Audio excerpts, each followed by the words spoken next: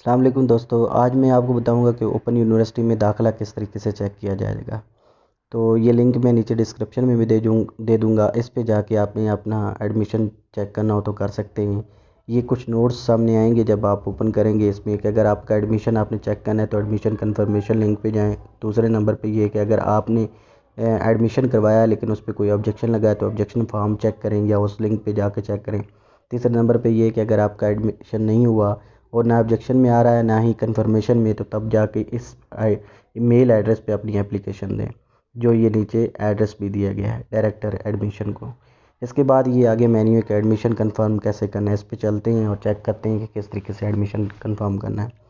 Admission confirm करने के लिए आपके पास 3 वे हैं। इस लिंक पे आने के बाद आपने सबसे पहले तो प्रोग्राम सेलेक्ट करना है ऑल लेवल। उसके बाद उसे सबमिट करवाने के बाद आपके पास या तो चालान नंबर होना चाहिए जिस पे आपने एडमिशन फॉर्म पे भेजा था वो चालान नंबर, या फिर आपके पास रोल नंबर होना चाहिए, या फिर आपके पास रजिस्ट्रेशन नंबर होना चाहिए। इन तीनों में से कोई एक होगा जैसा कि आपको दिखाया जा रहा है, तो तब आपका एडमिशन का मालूम हो पाएगा कि हुआ है या नहीं हुआ, या उस पर कोई इशू है।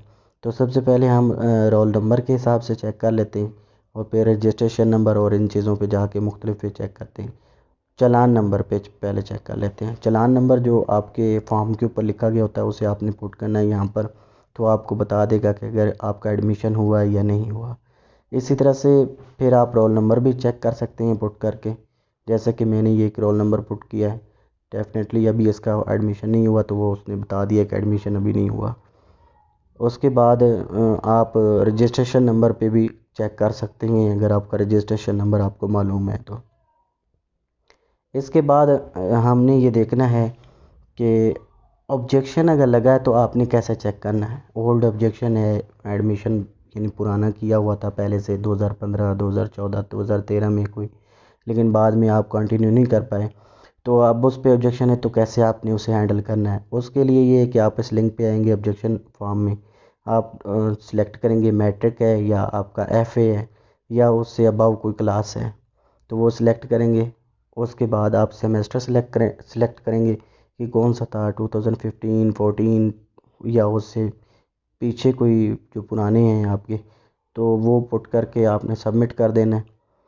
तो ये सामने आपको ऑब्जेक्शन के अब सर्च भैया आपने करना है, सिलेक्ट एन ऑप्शन, यानी यहाँ पर आप नाम के ज़रिए भी सिलेक्ट कर सकते हैं, फॉर्म नंबर के ज़रिए भी सिलेक्ट कर सकते हैं।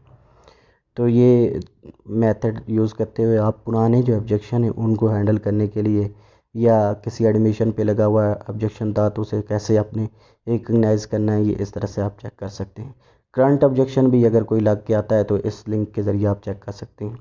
इसके बाद हम एडमिशन की बात करते हैं कि जो एडमिशन है, कि जो एडमिशन आपने करवाया था उसमें कोई आपने तब्दीली या अमेंडमेंट करनी है तो वो किस तरीके से होगी, या करवाई थी तो वो उस पर इम्प्लीमेंट हुआ या नहीं हुआ।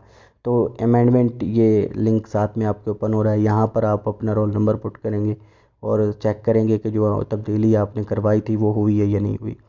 तो यहाँ पर मैंने जो रोल नंबर पुट किया है डेफिनेटली उस पर तो कोई चेंज थी नहीं, इसलिए यहाँ पर ये नो रिकॉर्ड फाउंड करेगा। अगर किसी ने शो करेगा, अगर किसी ने करवाया हुई कोई चेंज तो वो यहाँ पर सामने आ जाएगी फॉर्म की सूरत में, और मज़ीद इंस्ट्रक्शन भी आपको बता दी जाएंगी कि आपने अब मज़ीद क्या करना है।